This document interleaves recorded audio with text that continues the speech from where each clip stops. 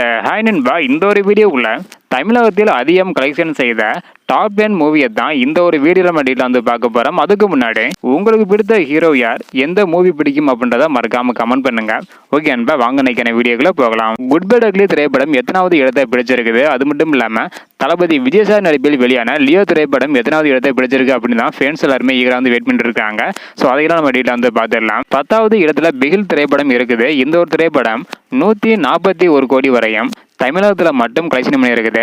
9வது இடத்துல மாஸ்டர் திரைப்படம் இருக்குது. இந்த ஒரு திரைப்படம் 142 கோடி வரை கலெக்ஷன் இருக்குது. 8வது இடத்துல வாரிசு திரைப்படம் இருக்குது. இந்த ஒரு திரைப்படம் தமிழகத்தில் மட்டும் வந்து பார்த்தீங்கன்னா 144 கோடியே 50 லட்சம் வரையும் கலெக்ஷன் இருக்குது. 7வது இடத்துல அமரன் திரைப்படம் இருக்குது. இந்த ஒரு திரைப்படம் 158 கோடி வரை கலெக்ஷன் இருக்குது. 6வது இடத்துல குட் பை அக்லி திரைப்படம் இருக்குது. இந்த ஒரு திரைப்படம் 172 கோடி வரை கலெக்ஷன் இருக்குது. இதனைத் தொடர்ந்து 5வது இடத்துல விக்ரம் திரைப்படம் இருக்குது. இந்த ஒரு திரைப்படம் 181 கோடி வரை கலெக்ஷன் இருக்குது. 4வது இடத்துல ஜெயிலர் திரைப்படம் இருக்குது. இந்த ஒரு திரைப்படம் 189 கோடி வரை கலெக்ஷன் இருக்குது. 3வது இடத்துல தி கோட் திரைப்படம் இருக்குது. இந்த ஒரு திரைப்படம் 220 கோடி வரை கலெக்ஷன் இருக்குது தமிழகத்தில் மட்டும். 2வது இடத்துல பொன்னியின் செல்வன் பார்ட் 1 இருக்குது. இந்த ஒரு திரைப்படம் 222 கோடி வரை தமிழகத்தில் மட்டும் கலெக்ஷன் இருக்குது.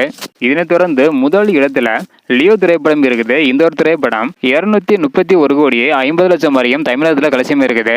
இந்த டாப் 10 மூவில வந்து பாத்தீங்கன்னா கிட்டத்தட்ட தளபதி விஜய் சாரோட பிலிம் தான் அதிகமாக வந்து இருக்குது. இந்த டாப் 10 மூவில உங்களுக்கு பிடித்த திரைப்படம் எது அப்படின்றத மறக்காம கமெண்ட் பண்ணுங்க. தேங்க்யூ.